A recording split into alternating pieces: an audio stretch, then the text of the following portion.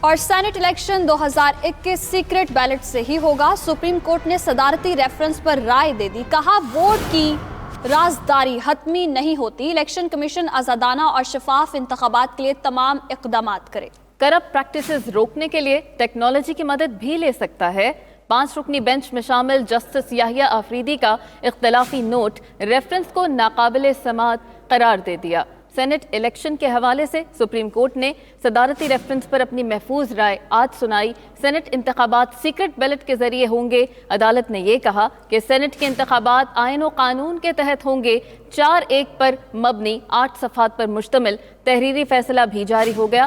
Justice یحییٰ آفریدی کا اختلافی note میں یہ کہنا تھا کہ صدر پاکستان کی جانب سے بھیجا گیا ریفرنس 186 کے دائرہ اختیار میں نہیں آتا۔ اللہ کی مہربانی ہے کہ جو چاہتے تھے وہ مل گیا۔ اٹارنی جنرل خالد جاوید کا کہنا ہے کہ سپریم کورٹ نے قابل شناخت سینٹ بیلٹ پیپر کا کہہ دیا ہے، اب یہ الیکشن کمیشن پر ہے کہ وہ بار کوڈ لگائے یا سیریل نمبر۔ سپریم کورٹ نے یہ بھی کہا انتخابات صاف شفاف ہونے چاہیے۔ سپریم کورٹ کی یہ رائے بہت اہم ہے کہ بیلٹ پیپر کی سیکریسی حتمی نہیں ہے، اللہ کی مہربانی ہے، جو چاہتے تھے وہ مل گیا۔ اٹارنی جنرل خالد جاوید کا کہنا ہے کہ سپریم کورٹ نے قابل شناخت سینٹ بیلٹ پیپر کا کہہ دیا ہے، اب یہ الیکشن کمیشن پر ہے کہ وہ بار کوڈ لگائے یا سیریل نمبر۔ سپریم کورٹ نے یہ بھی کہا انتخابات صاف شفاف ہونے چاہیے۔ سپریم کورٹ کی یہ رائے بہت اہم ہے کہ بیلٹ پیپر کی سیکریسی حتمی نہیں ہے۔ اللہ کی مہربانی ہے، جو چاہتے تھے وہ مل گیا، یہ کہنا ہے اٹارنی جنرل کا۔ اور وفاقی وزیر اطلاعات شبلی فراز نے صدارتی آرڈیننس پر سپریم کورٹ کی رائے کو تاریخی قرار دے دیا، کہا سینٹ الیکشن میں ٹیکنالوجی کا استعمال کر کے کرپشن روکنی چاہیے۔ عمران خان کے سپورٹرز حفیظ شیخ کو ووٹ دیں گے، انہوں نے مزید کیا کہا، آئیے جانتے ہیں۔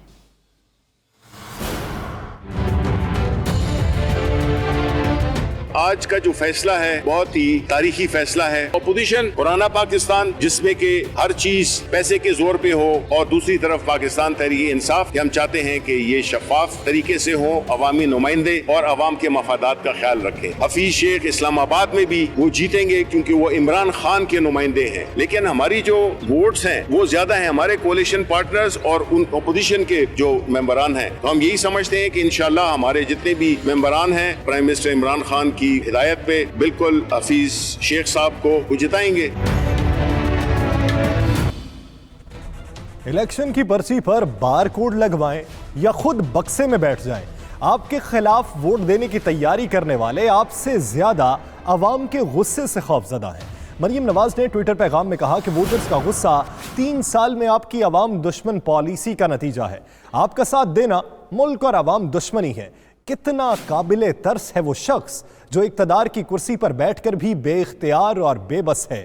سیاسی لوگوں پر 3 سال دروازے بند رکھنے والے کو اب اپنے ارکان کی منتیں کرنا پڑ رہی ہیں۔ توبہ!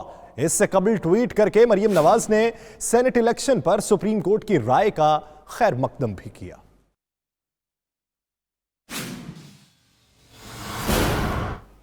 اور وفاقی وزراء نے سینٹ الیکشن کے لیے تمام وسائل فراہم کرنے کی پیشکش کر دی، کہا کہ الیکشن کمیشن ایسا طریقہ دریافت کرے جس سے کرپٹ پریکٹسز نہ ہو سکیں۔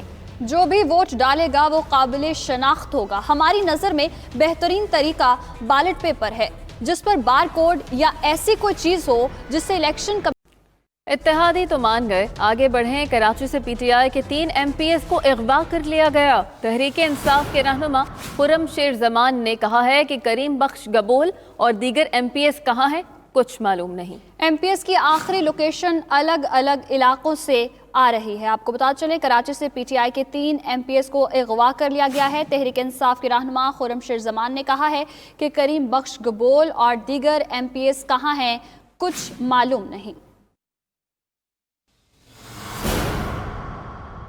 کل شام سے ہمارے پاکستان تحریک انصاف کے 3 اراکین جو ہیں ان کو کڈنیپ کر لیا گیا ہے۔ وہ ہمارے رابطے کے اندر نہیں ہیں۔ ہم جب ان کو فون کر رہے ہیں تو ان کے ٹیلی فونز بند آ رہے ہیں، اور جب ان کی فیملی سے بات کی جا رہی ہے تو ان کی فیملی جو ہے وہ خود بہت زیادہ پریشان ہے۔ ان 3 اراکین نے جو ہے یہ کہا تھا کہ ہم بہت زیادہ دباؤ کے اندر ہیں، ہمیں ڈرایا جا رہا ہے، ہمیں دھمکایا جا رہا ہے، اور یہاں تک کہ ہمیں جو ہے دوسری جماعتوں سے الگ الگ آفرز بھی کی جا رہی ہیں. صوبائی حکومت سے ڈیمانڈ کر رہے ہیں کہ جو ہمارے 3 اراکین ہیں جن کے نام ہم نے دے دیے ہیں ان کو فوری طور پر معلومات کی جائے کہ وہ کہاں پر ہیں. اور ہمیں یقین ہے کہ سندھ کے اندر جو حکومت ہے پاکستان پیپلز پارٹی کی, یہ سارا کھیل ان کا کھیلا گیا ہے. ناظرین, ایک جانب اغوا کرنے کا الزام لگا تو دوسری جانب پاکستان تحریک انصاف کے 2 MPs سامنے آ گئے اور کہا کہ انہیں کسی نے اغوا نہیں کیا. شہریار شر نے کہا کہ وہ PTI سے مایوس اور ناراض ہیں. گورنر ہاؤس کے بند کمرے میں ٹکٹس بانٹی گئیں. تحریک انصاف کے رکن سندھ اسمبلی کریم بخش گبول نے بھی منظر عام پر آ کر کہا کہ وہ پاکستان تحریک انصاف کے امیدوار کو ووٹ نہیں دیں گے. ارے بھائی, ہمیں کون اغوا کرے گا؟ کیوں اغوا کریں گے؟ ہمیں کوئی اغوا کیوں کرے گا بھائی؟ بات یہ ہے کہ بس پارٹی سے ہم مایوس ہیں. ہمیں چلاتا رہا شور مچاتا رہا, لیکن خان صاحب نے نہ سنی, نہ گورنر صاحب نے سنی, نہ ہی کوئی ہمارے طرف کسی نے کوئی دھیان دیا. میرے بھائی, کمرے میں جا کے گورنر ہاؤس میں ٹکٹیں آپ نے بانٹی. یہ جو آپ نے جو نمائندے دیے ہیں سینٹ کے لیے, ہم ناراض ہیں پارٹی سے, ہم مایوس ہیں پارٹی سے. ہم ان لوگوں کو, ان امیدواروں کو ووٹ نہیں دیں گے. یہ جو سینٹ کے الیکشن ہو رہے ہیں اور اس سینٹ کے الیکشن میں ایسے لوگوں کو ٹکٹ دیا گیا جو جن کے بارے میں یہ سننے میں آ رہا ہے کہ جی انہوں نے پیسے دے کر وہ ٹکٹ خریدا ہے. ایسے لوگوں کو کبھی بھی ووٹ نہیں کروں گا جو پیسے دے کر سینیٹر کے ٹکٹ لے کر وہ آئے. اور بلوچستان میں سینٹ انتخابات کے حوالے سے جوڑ توڑ اور ملاقاتوں کا سلسلہ عروج پر پہنچ گیا. حکومت کی جانب سے بلوچستان میں متحدہ اپوزیشن کو بڑی پیشکش ہوئی ہے. تاہم اپوزیشن نے سینٹ کی 12 نشستوں میں سے 6 نشستوں کا مطالبہ کر دیا. کوئٹہ سے کفایت علی کی رپورٹ دیکھیے.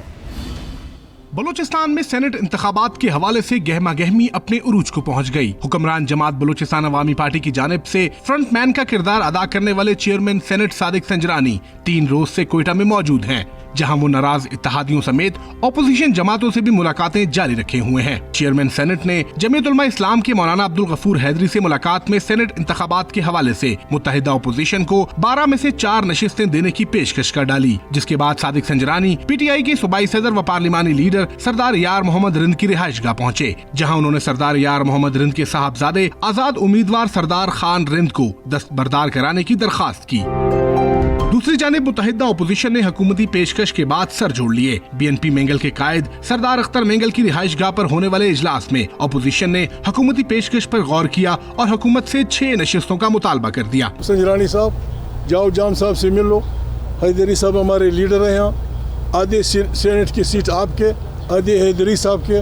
نہ الیکشن ہوگا, نہ بدگمانی ہوگی, خیریت ہوگی. سینٹ کے حوالے سے مشترکہ امیدواروں کا فیصلہ پہلے بھی کیا تھا, آج بھی ہے.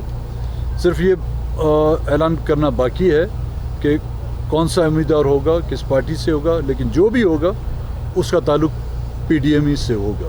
حکومتی جماعت بلوچستان عوامی پارٹی جہاں اپوزیشن کو بڑی بڑی پیشکش کر رہی ہے, وہیں دوسری جانب حکومت کے اپنے اتحادیوں کے فائنل ناموں کا اعلان نہیں ہو سکا. کیمرہ اور رپورٹنگ ٹیم کے ساتھ کفایت علی, 92 نیوز, کوئٹہ.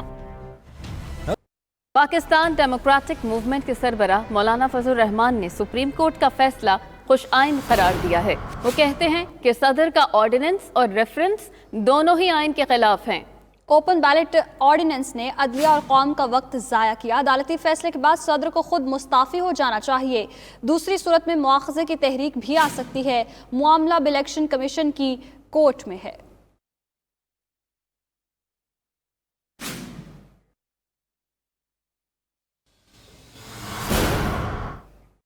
اور سینٹ انتخابات کا میدان سجنے میں بس 1 روز باقی ہے. سب سے بڑے ایوان پر سبقت بنانے کے لیے سیاسی جماعتیں متحرک ہیں. صوبوں میں جوڑ توڑ اور امیدواروں کے رابطے تیز ہو چکے ہیں. دعوے ہو رہے ہیں کہ آفرز دی جا رہی ہیں, لیکن اس بار یہ سینٹ کا انتخاب کتنا مختلف ہوگا, کس پارٹی کی کیا پوزیشن اور کن جماعتوں کا اتحاد مخالف امیدواروں کے لیے مشکل پیدا کر سکتا ہے, جانتے ہیں. اسپیشل رپورٹ کے لیے یاسر رشید کی طرف پڑھتے ہیں.